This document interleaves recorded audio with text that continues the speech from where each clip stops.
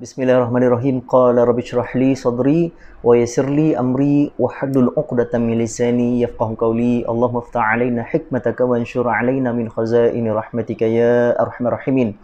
Rabbi yassir wa la tu'aththir.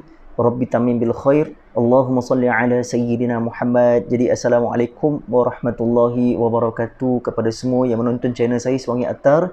Jadi terima kasih banyak-banyak. Jangan lupa subscribe, share and like dan juga komen di bawah description di bawah tu. Jadi terima kasih kepada semua yang sudah menonton channel saya, kepada rakan media sosial saya, Facebook dan juga IG saya. Okey, hari ni nak cerita topik berkaitan dengan wuduk.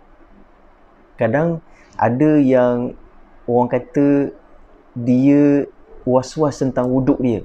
Okey, hari ni kita bahaskan tentang wuduk. Dan yang pertama sekali,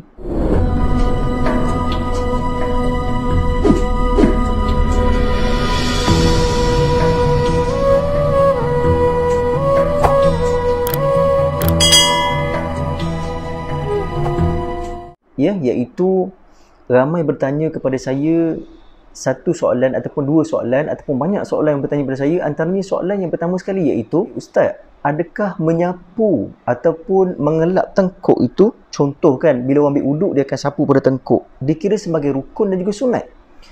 Sebenarnya tidak ada dalil yang sahih secara qat'i menyatakan bila mana kalau kita ambil wuduk kita sapu pada tengkuk. Tidak ada. Jadi dia bukan juga rukun dan dia bukan juga dikira sebagai sunat ataupun sunnah. Tidak dikira. Tidak dikira sebagai rukun dan juga tidak dikira sebagai sunnah bila mana kalau kita menyapu air di tengkuk. Tidak ada dalil yang sahih secara qat'i. Adakah kita perlu berwuduk sebanyak 3 kali? Sebenarnya wuduk 3 kali ni, wuduk yang pertama itu adalah wajib dan wuduk yang kedua dan ketiga itu adalah sunat. Okey. Jadi untuk mengulanginya adalah sunat. Bila mana kalau kita tengok balik ketiga baginda Sayyidina Rasulullah SAW, iaitu ketiga baginda ambil wuduk dan baginda ambil wuduk 3 kali. Kalau kita nak ambil wuduk sekali pun boleh. Tidak menjadi masalah, sah wuduk kita sebab dia termasuk dalam rukun wuduk. Dan ada juga soalan yang bertanya kepada saya, Ustaz, adakah dikira sebagai makruh kalau kita mengulangi wuduk? Sebenarnya kita disunatkan untuk mengulangi wuduk. Sebab apa? Sebab kadang-kadang ada kemungkinan kebarangkalian mungkin kita ni orang kata terkentut, terkorek hidung, terkorek telinga. Kadang-kadang tak sengaja kan, tiba-tiba tengah borak dengan member korang, tiba-tiba terkorek hidung kan, terkorek telinga, sedap-sedap terborak-borak, rancak borak, tiba-tiba terkorek telinga. Maka pada ketika itu dikira sebagai batal dan kita perlu ambil wuduk semula. Jadi dalam hukum sekarang ni kita boleh ambil wuduk, disunatkan untuk mengulangi wuduk kita, untuk memperbaharui wuduk kita semula. Tadi dikira sebagai sunat bukan makruh, maka dibolehkan. Sebab apa?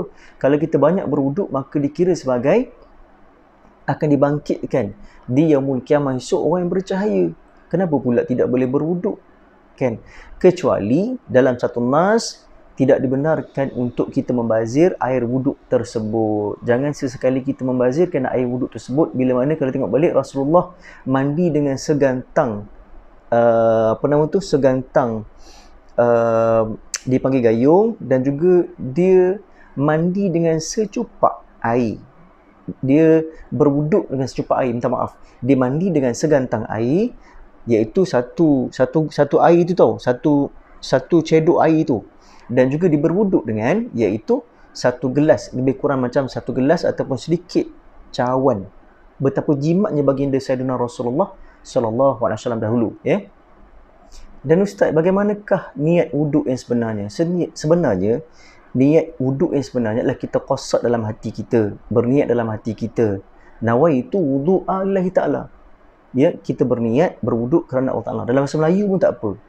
Ketika bila mana nak jeruskan air pada tangan tadi, nawaitul wudu'a, nawaitu wudu'a lillahi ta'ala. Sahaja aku berwuduk kerana Allah Ta'ala. Tapi kadang-kadang ramai yang tidak tahu tentang bagaimana niat wuduk. Yang penting kita qasadkan dalam hati kita, itu adalah kita berniat. Tuan-tuan dan puan yang dirahmati Allah dan juga para sahabat yang dirahmati Allah SWT sekalian. Tapi tak semestinya kita kena berwuduk ketika kita nak solat. kita kena berwuduk ketika bila mana kita nak baca Quran, kita nak orang kata nak solat hajat, nak baca Yasin, nak baca Quran, nak berzikir, nak solat tasbih dan macam-macam lagi. Ya, hingga hatta kalau kita nak tidur sekalipun kita disunatkan untuk berwuduk sebagaimana saranan Rasulullah sallallahu alaihi wasallam. Ketika bila mana Rasulullah sebelum nak tidur, Rasulullah akan berwuduk dahulu. Seperti juga yang dilakukan oleh Rasulullah sallallahu alaihi wasallam. Tahukah anda semua bahawasanya serum yang paling terbaik sekali di dunia ni bukan serum alat kosmetik yang kita pakai, yang macam mana perempuan pakai tu, iaitu serum yang tipik-tipik kat muka tu. Serum yang paling terbaik sekali adalah berwuduk sebenarnya, ya. Jadi insya-Allah saya rasa sekadar itu saja untuk makluman para hadirin dan juga sidang penonton yang dirahmati Allah Taala sekalian, isu berkaitan dengan wuduk. Jadi dapatlah kita sedikit ilmu dan juga manfaat kepada semua. Jadi sebar-sebarkanlah video ni, ataupun jangan lupa untuk komen, untuk bertanya soalan di bawah, dan juga jangan lupa like ataupun share. Jadi insya-Allah wabillahi taufiq wal hidayah. Wassalamualaikum warahmatullahi wabarakatuh. Kita jumpa lagi untuk video yang akan datang.